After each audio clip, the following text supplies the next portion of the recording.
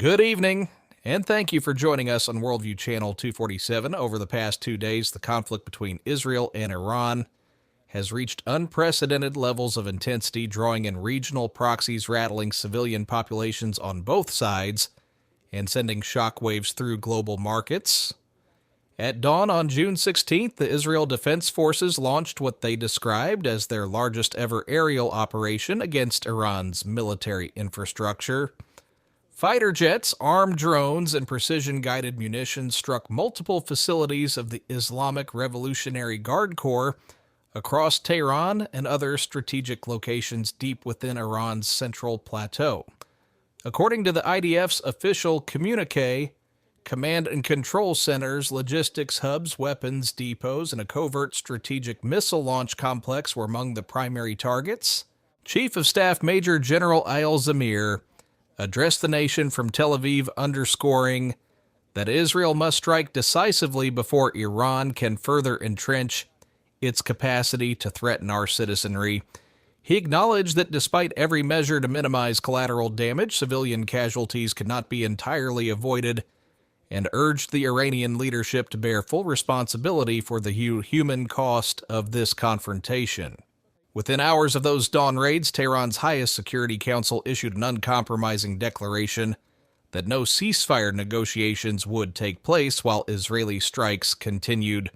Iran's Foreign Minister, Hossein Amir-Abdollahian, condemned the Israeli operations as blatant violations of international law and appealed to the United Nations to hold Israel to account. A spokesperson for the Revolutionary Guard Brigadier General Ramazan Sharif vowed that Iran would respond with a decisive blow should further attacks occur. These statements appeared calculated to preempt any back-channel diplomatic efforts by Qatar and Oman, both of which had been discreetly shuttling envoys between Tehran and Jerusalem in recent days in hopes of brokering a temporary halt to the fighting. Late on June 15th, before Israel's large-scale dawn offensive, Iran launched at least 30 medium-range ballistic missiles toward northern Israel, targeting the densely populated Haifa metropolitan area and nearby industrial zones. The missiles traveled more than 600 kilometers, triggering air raid sirens and sending residents scrambling for cover as thunderous explosions rocked city streets. Municipal authorities in Haifa confirmed 2 civilians suffered minor shrapnel wounds, and local factories temporarily halted operations for safety inspections. In a statement circulated by state media, the Iranian General Staff framed the missile barrage as an act of self-defense against unprovoked aggression, a claim Israel's military swiftly rejected, insisting the strikes constituted deliberate attacks on civilian infrastructure.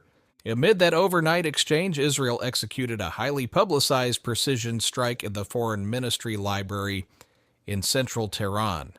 Israeli intelligence alleged the building was being used as a covert coordination node for Revolutionary Guard intelligence activities. Footage shared by Iran's Deputy Foreign Minister Javad Khatibzadeh on the social media platform X showed the library's front facade caved in, glass shards littering the marble floors, and injured library staff treated amid piles of books and debris.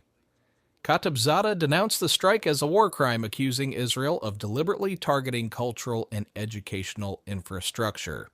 He urged UNESCO to condemn the attack and to intervene to protect Iran's cultural heritage, even as the United Nations has yet to issue a formal response.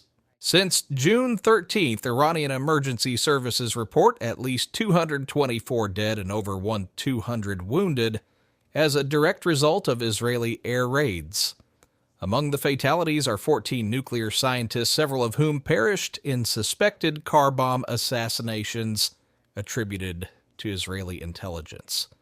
On June 15th alone, Iran's state news agency IRNA confirmed at least 5 explosions targeting vehicles in Tehran, incidents Tehran blamed squarely on the Mossad.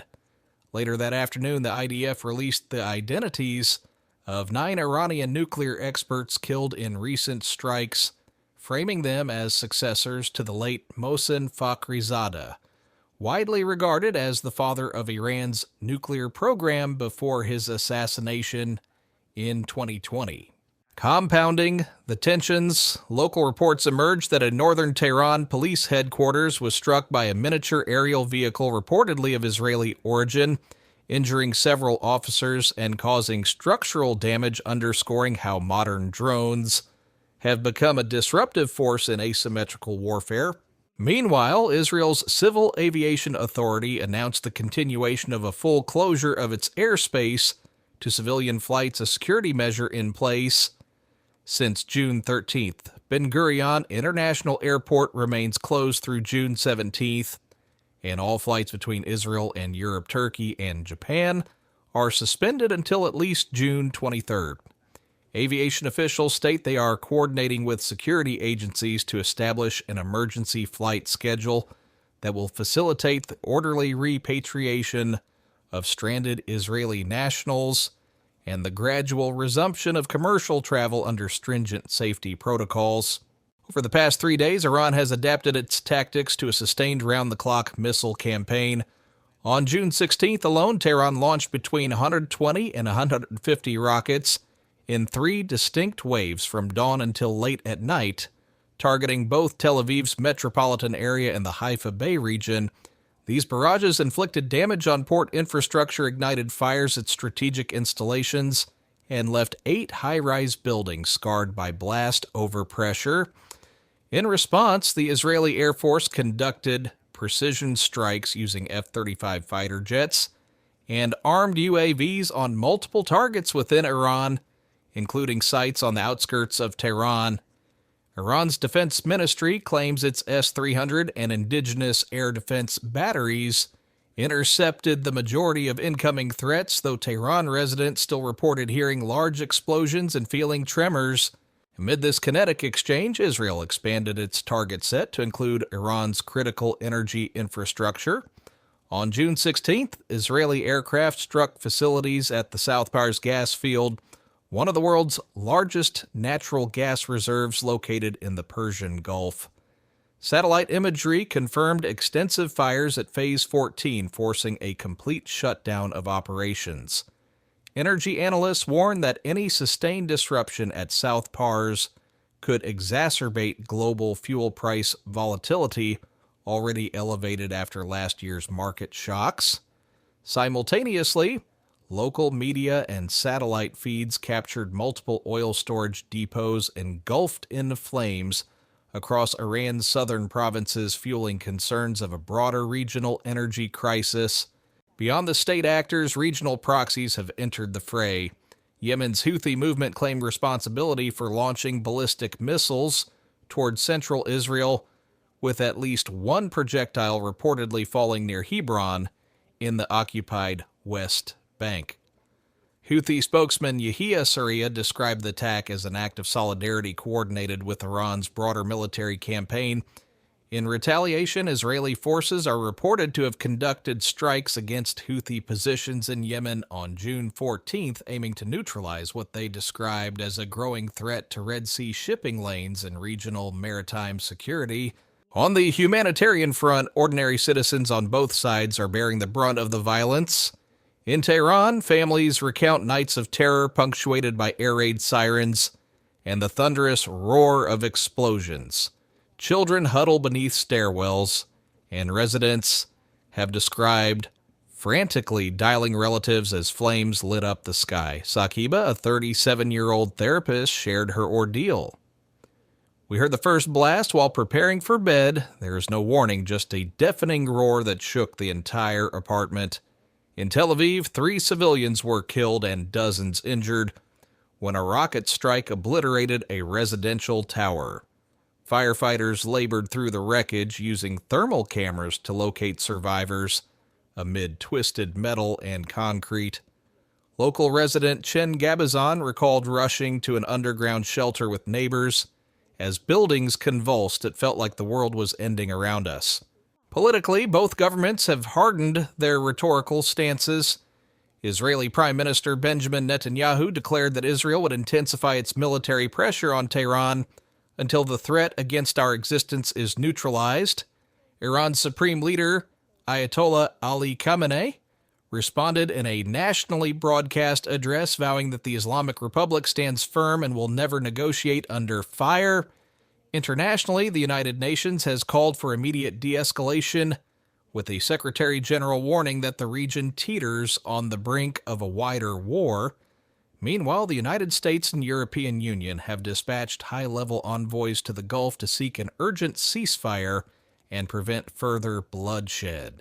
Economically, the fallout has been swift. Oil benchmarks surged more than 5%, with Brent crude briefly topping $90 per barrel amid fears of supply disruptions. Defense contractors on both sides saw stock prices climb, while tourism and business travel in the wider Middle East effectively ground to a halt. Financial analysts caution that a protracted conflict could derail the fragile post-pandemic global economic recovery, sending energy costs higher and stoking inflationary pressures worldwide. Looking ahead, experts outline several potential scenarios. In the first, continued aerial strikes on Iran's energy and military infrastructure could trigger a full-scale regional energy crisis, pushing global fuel prices to new heights. In the second, under mounting international pressure, secret diplomatic channels, possibly via Qatar, Oman, or Switzerland, could produce a temporary ceasefire, buying time for more substantive negotiations. A third possibility involved the conflict widening through proxy groups in Lebanon, Iraq, and Yemen, launching coordinated attacks on Israel, further destabilizing the Levant. Finally, there exists the grave risk of direct U.S. military involvement. A miscalculation or accidental engagement could draw American forces into open hostilities, dramatically raising the stakes.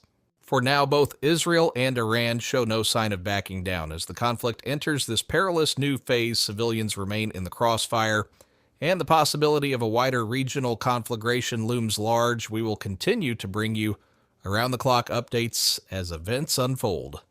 From all of us at Worldview Channel 247, thank you for watching, stay safe, and good night.